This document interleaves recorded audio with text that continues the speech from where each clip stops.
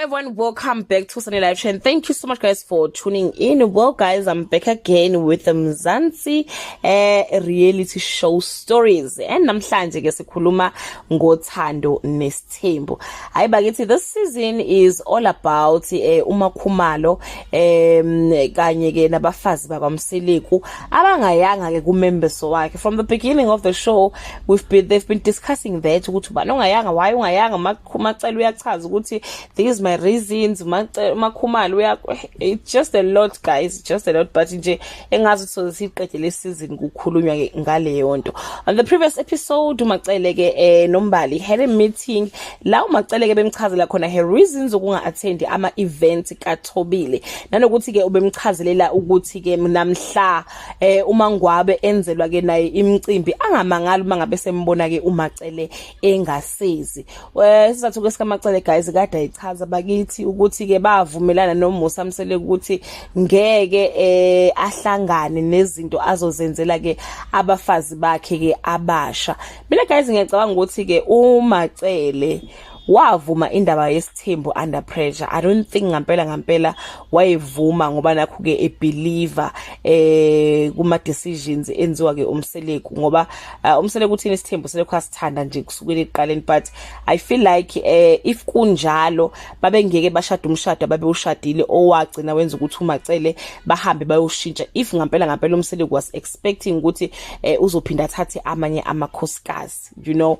But ke guys umacele was engadi by ama comment enziwa umseleku on i session yakhe ke umseleku kanye ke noMakhumalo ngelanga ngekhulu indaba ukuthi akayanga kumembeso, nje ukuthi ke uMakhumalo wathi ke umseleku uMakhumalo akayeke ukuseva omacele abantu abangamfuni. They also mentioned ukuthi ke uMakhumalo wubi uMC kwacele without even expecting ukukhokhelwa. Ngathi ke leyo nkulumo ke eyashoke umseleku ayihlala kahle kumacele, ayihlalanga kahle bakithi.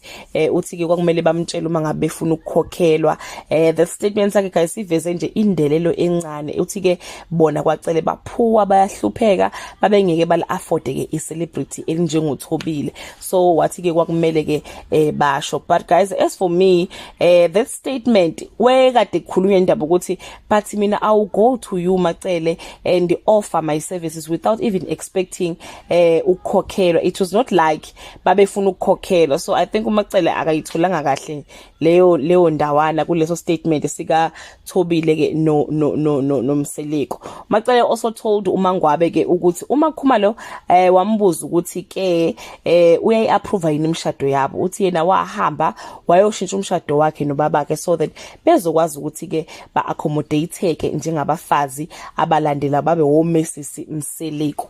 So guys, that is why ngithi ke mina I think I'm so convinced ukuthi umacele waphoqa ukuthi avumele isithembu lapha kwaMseleko, waphoqa. Yabo nje zonke lama agreement abo 20 years no bani ukuthi ngeke ngiye kwathini wathi shothi umseleko wathi okay sharp unga attend, but manje mase efuna ukuthi attend yabo just a lot guys.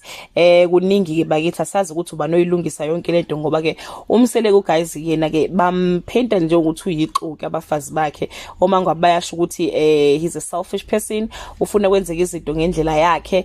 And uMakhumalo ke yena into engathi bamzondela kakhulu ukuthi ke she always support umseleko noma ngabe sebheda. Nangesikhathi ethi ufuna number 5 uMakhumalo we number 1 ukumsupport ukuthi ayikulungile makuthi uyamfuna kamthathe, yabo. So yona into emxabanisa ke nabanye ke abafazi. As for Mayeni ngeke guys baphinde bazwana noMakhumalo noMayeni. Yabona after episode yezo la uMakhumalo ethe uDelusional, ayi abantu bayakhala bathi hey lesingise sisho uMakhumalo engathi ngihlale kahle laphana ke kuMayeni, bavele kabazwani ke.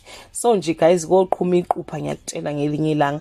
Unfortunately ke guys abana mamezala, so nje kunzima kakhulu. Macele ke into angimangaza ngayo guys ukuthi akakubali kahle izinto ezinhle ezenziwe ke uMakhumalo. Ayi angathi akukho uMakhumalo okwenzayo akuthandayo noma okumchazayo, but always nje uhlezi ubala nje izinto ezimbi, izinto ezirong guys. So ke yeah man, akakubali nje ukuthi hayi uMakhumalo yazi wangivulela ithuba ku-entertainment industry.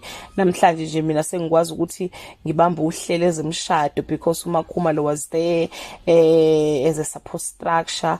Nanokuthi-ke nemoto wavuma ukuthi kunikwe indodana yakhe imoto. Akabali nje bakithi into ezinhle kodwa nje ezimbi izona lezi impela ayibalayo ukuthi hey Makhumalo this Makhumalo that.